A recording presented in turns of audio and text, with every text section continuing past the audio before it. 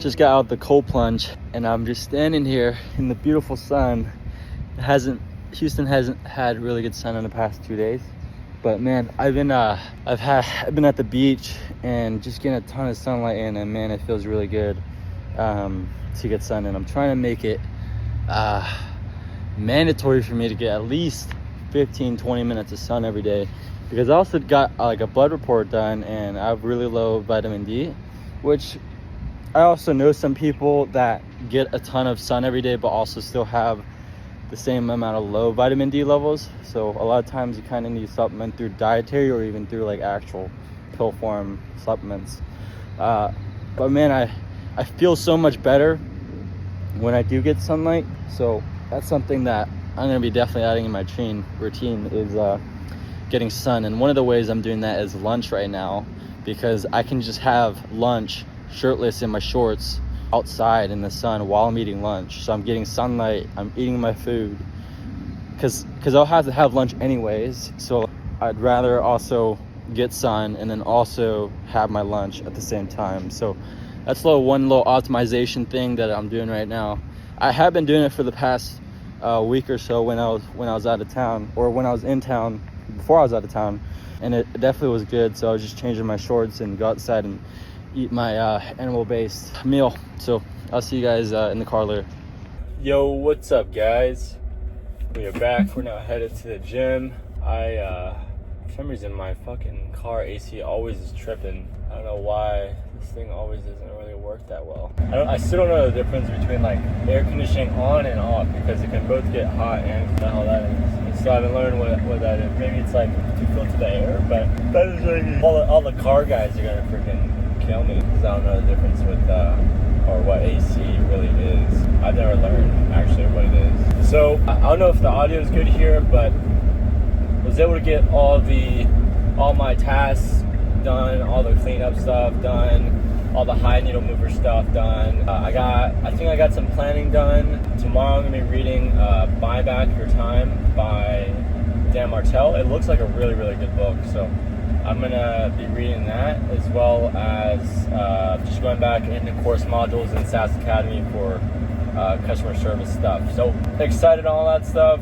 Some other things I'm walking out tomorrow. Tomorrow's like, Sundays are really usually just my times to kind of get back and study. Let's see if this is gonna work. I think this is still shit's not working. But Sundays are usually my times of like more so planning for next week, but that's also only like an hour. I usually only plan for an hour, and most of my week has like 80% been already planned.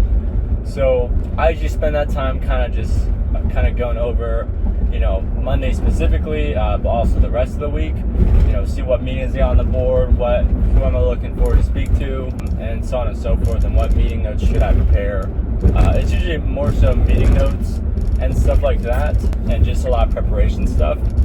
Sunday is usually a lot of days where I'm a lot more laid back, but also my entire, I guess today's Saturday, so like today entire Saturday was like all messed up because is that new wire? I think it's new wire. Because I got home at like 3 a.m. from the road trip, and now knowing I'm probably never gonna do no road trip. Well, like that's more than 6 hours long. I kind of really don't like it. I think it's kind of stupid. If it's less than 6 hours long, then yeah, you could drive. I won't fly for somewhere it depends, but 6 hours is not bad. If it's me going from Houston to Dallas, and like that's not bad. I'll do that drive for sure. I won't fly there. That's just really stupid. But if it's like a long ass drive more than 6 hours, then I'm 90% sure I'm gonna just fly instead and just have the car shipped there or something like that. I don't know, because I'm not 25 yet. I can't actually physically rent a car, so impossible because I'm just not of age. Just one of the challenges being a 18-year-old entrepreneur, but sometimes like for this trip I had to have my assistant call 100 different listings on Airbnb, and I think also the last resort was hotels, and the hotel we stayed in was so expensive and it was so ridiculous It was expensive for what we got. What we got was a hotel that, oh my gosh, that didn't even fucking clean our room. We had to request it, and it'd be 24 hours. It had to be 24 hours in advance. So the day we realized that, it was already like fucking next day we're gonna check out. So there was like no point in cleaning up the room, because you're gonna clean it regardless if you request it or not. So that's one of the things that could have just made it way better, was like those little service things. Now the hotel room itself, was it good? It was whatever. But there was a lot of things that the hotel service could have done to make my experience better. I would probably rate it a 1-star right now. But then again, it's also the only place that would take anyone that was 21 years and under, which is actually not extremely uncommon. Like to have no places take under 21. There is some hotels that'll do it. There is also some Airbnbs that'll do it. But especially like popular spring break places, it's really, really difficult to get something like that, just because of the nature of how the spring break people are. No matter who I am, well, actually it wouldn't matter. But a lot of them just didn't want to take the risk to have minors in their place, possibly throwing a huge party with tons of people that are intoxicated, that are under the age of 21. So that was my break. Honestly, if I had known like all things, I definitely wouldn't have went. I'd rather stay at the office and be working. Was it a good kind of getaway? Sure. The best part was just literally me on the beach and throwing a ball around. That was the most fun part of the entire trip. And actually, I still got some work done. It was mainly just meetings, and it was mainly just making sure the team was going the right direction and stuff like that. So that's something working on. What else should I mention? But that's really all. Like, if you're an entrepreneur and you're under the age of 21 and you want to go have fun, you have some money, one, actually figure out if you actually fucking deserve it. If you don't deserve it, keep fucking working. And then if you really do feel like you deserve it, then don't go within the US. If you're watching this from the US, go international. Go to fucking Spain or somewhere in Europe, or Cabo or Bahamas.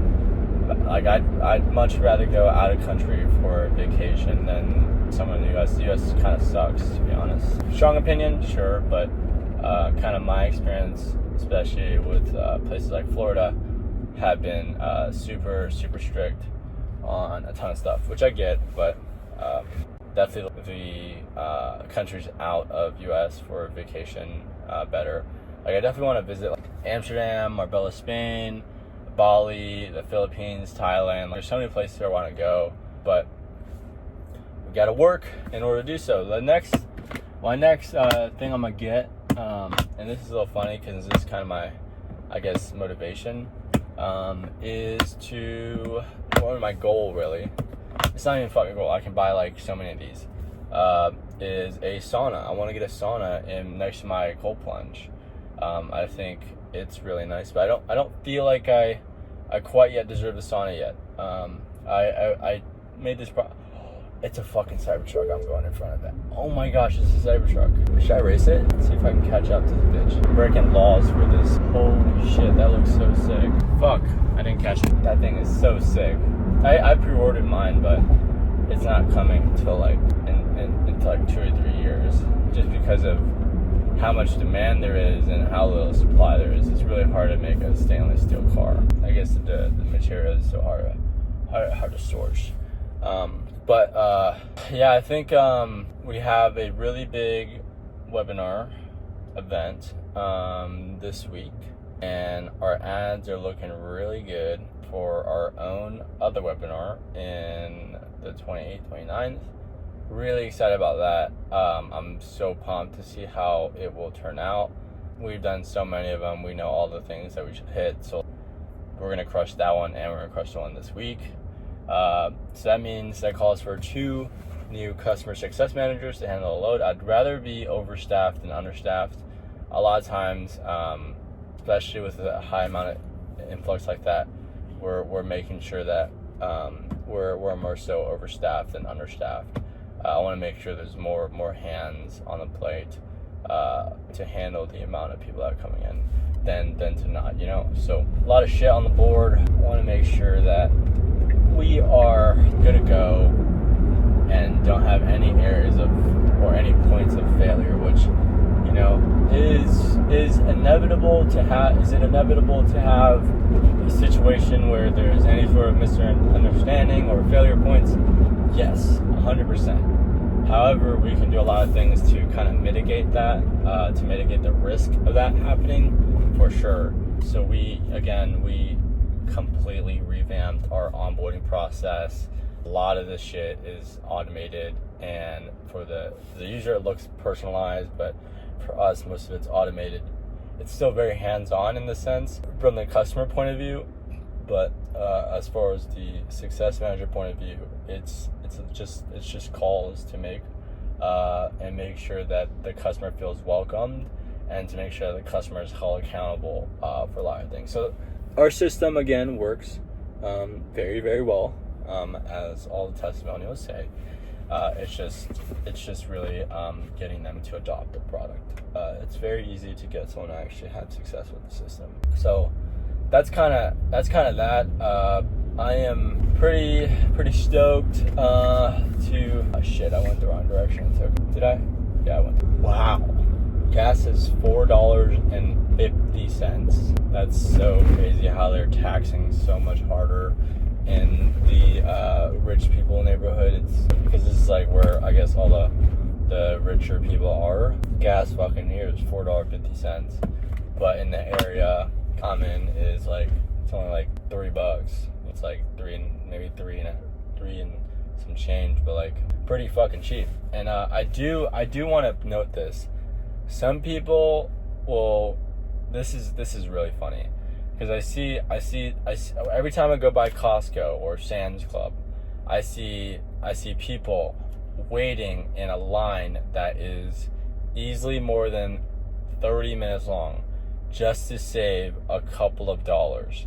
And you know, mathematically it makes sense, because usually their average worth per hour in the career space is only $15 an hour.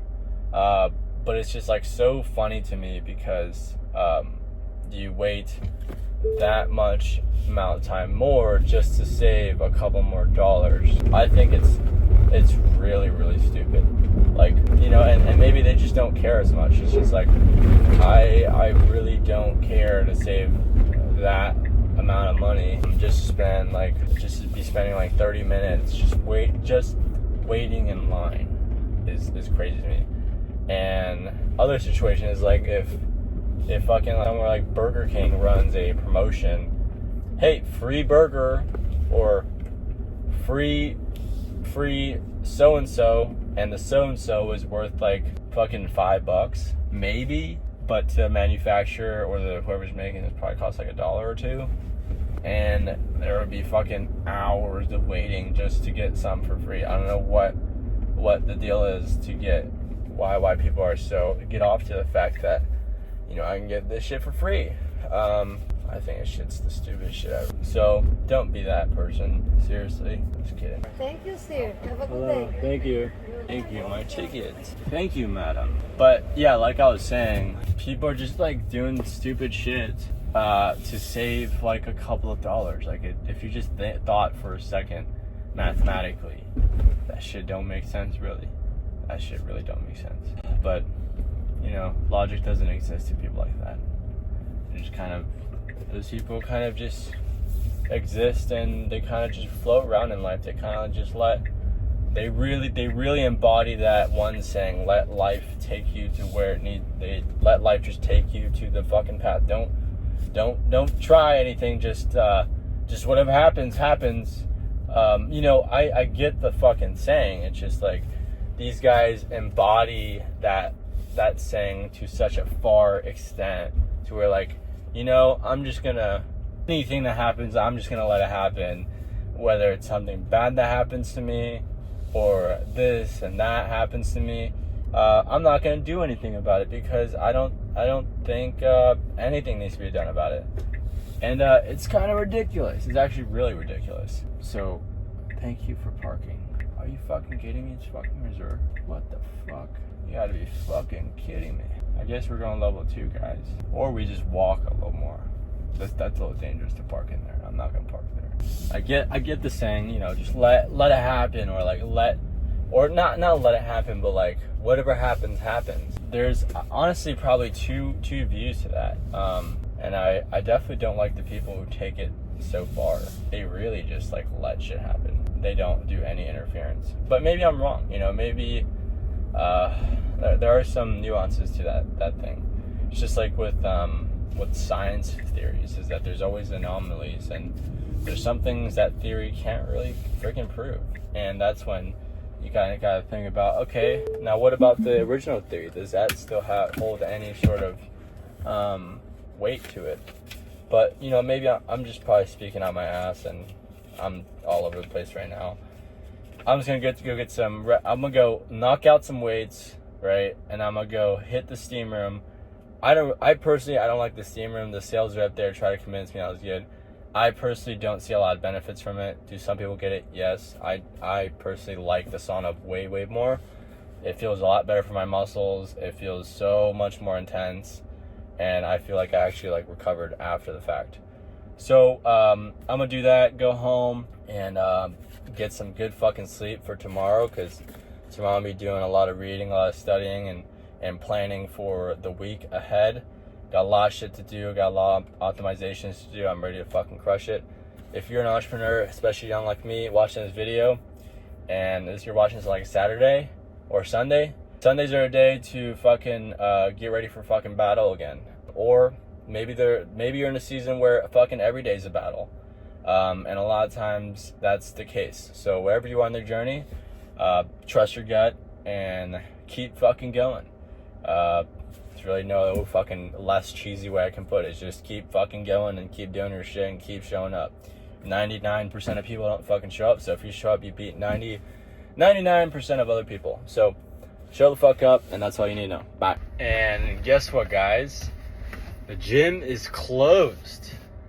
The gym is closed right now. It's the first time I see the gym close this early. Kinda sucks, which is whatever. But we're gonna go and fuck out of here now and just try to work out at home. I usually kind of hate working out at home just because I don't hate it.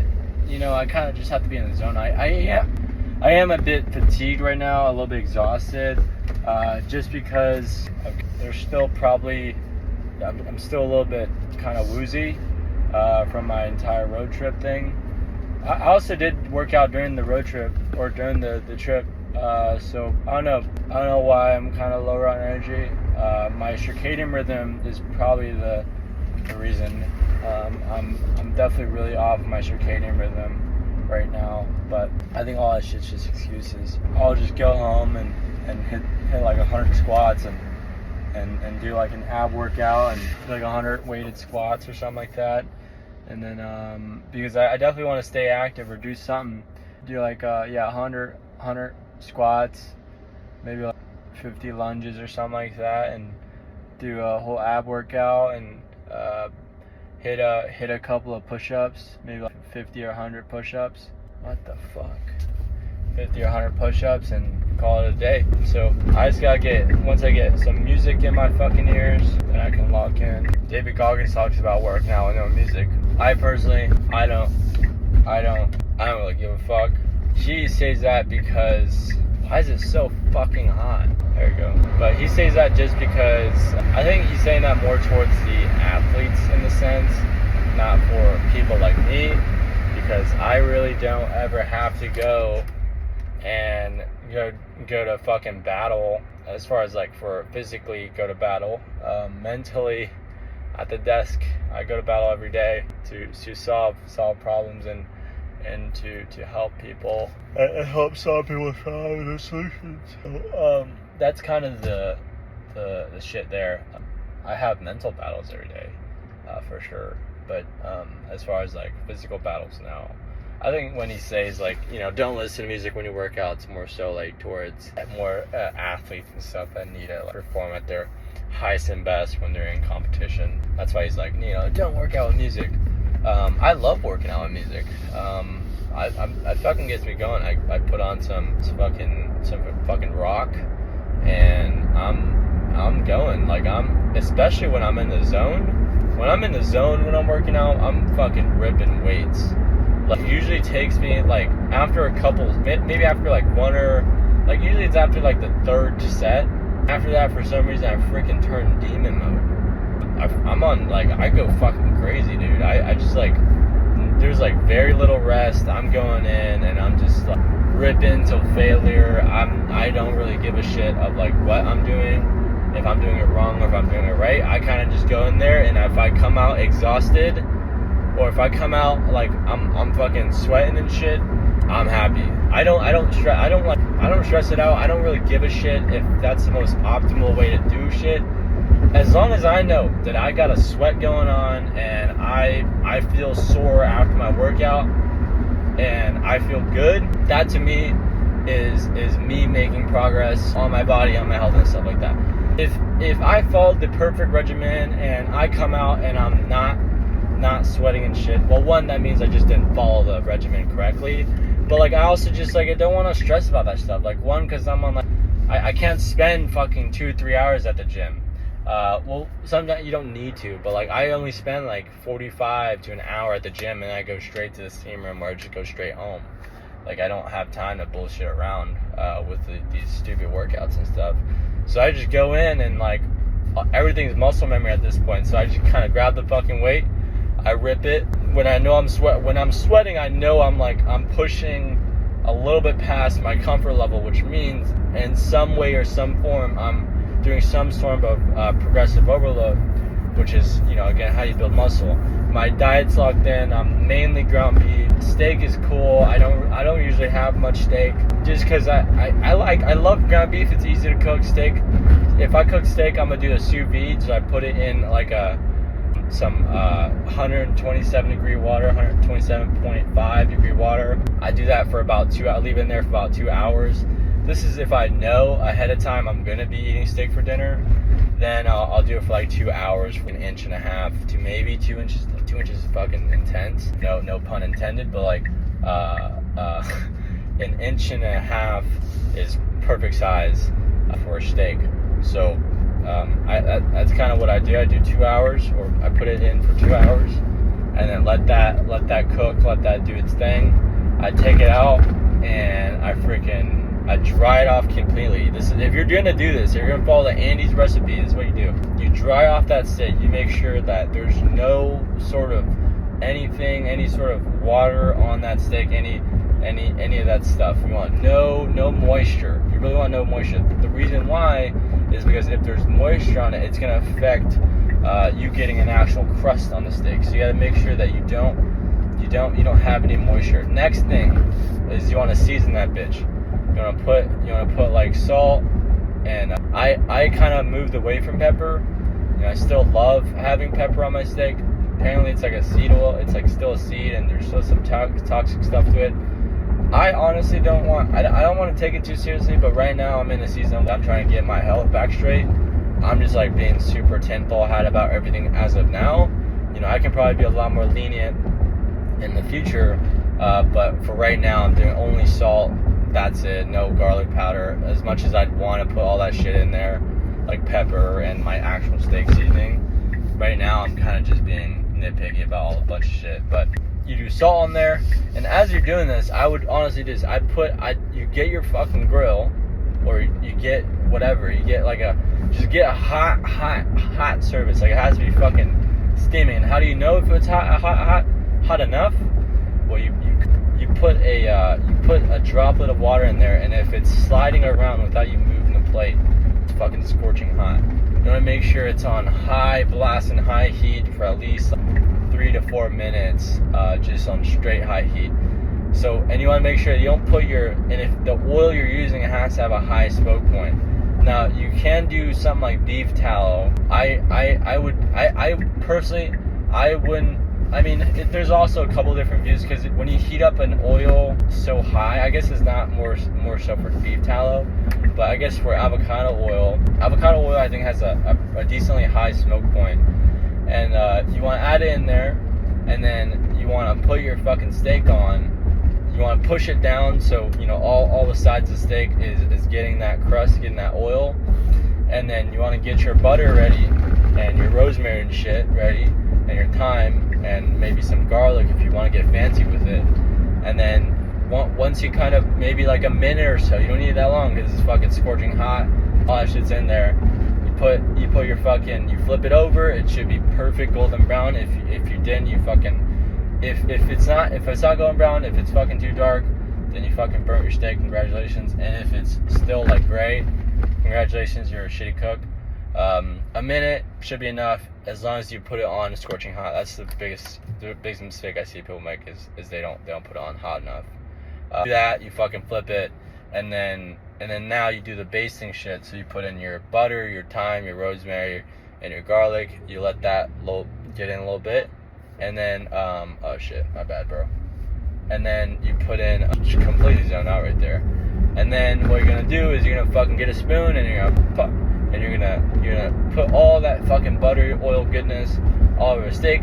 I don't really know what it really does, like the whole thing behind it, but it definitely makes my definitely makes my steak juicier, and also helps with the crust. So you're gonna baste that shit. It's called basting. Okay, you're gonna baste it, and then a minute of that shit, and maybe flip around 1 or 2 times. But like it's like 2 seconds max, just like get all that fucking butter on that shit. And then you take it out. This is the important part. You have to let that shit rest. I would personally not recommend to rest it on the cutting board, just because, especially if it's like a wooden cutting board. I would recommend to rest it on the plate you're actually gonna present it with, or shit you're gonna eat with, so all the juices kind of catch in that, or like how that done, and then you rest it for at least like 5 to 7 minutes. Once you've rested it, in this meantime, you can set up your shit, do whatever, or cook your carbs. I like sweet potatoes. Do that, and then you're gonna fucking slice it against the grain, meaning like if the steak's like this, you don't cut it like this, okay? I don't know what kind of psychopath cuts a steak like this, but yeah, against the grain and shit like that. So it really doesn't, it's a no not to do that with a fucking steak.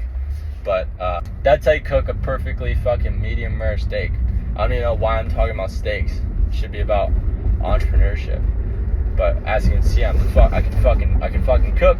I can fucking make a bunch of money. I have decent health right now, as far as like my blood work goes. Decent. Not optimal, decent. But as far as body physique, I fucking love my body physique right now. I would wish the perfect body composition right now is if I got a little better abs, my back was a little more dialed in, my legs can dial in a little more, but my chest is a little bit too dialed in right now. I would like to be 180. I was 180 fat. I wasn't fat, but I was like pretty chubby. I had some fucking blubber on me. But I'd rather be like 185 is like fucking perfect for me. Like 185 would be perfect. Right now I'm like 165, which is like light as fuck. But again, it's not my goal right now. Is I need to go make some more money, and then I can do whatever the fuck I want. So this week's gonna be really, really, really, really beautiful. So yeah, that's that. That is the episode. I don't know what episode this is. I have no idea. But I'm gonna go work out right now, and then go to bed. Actually, yeah, go to bed.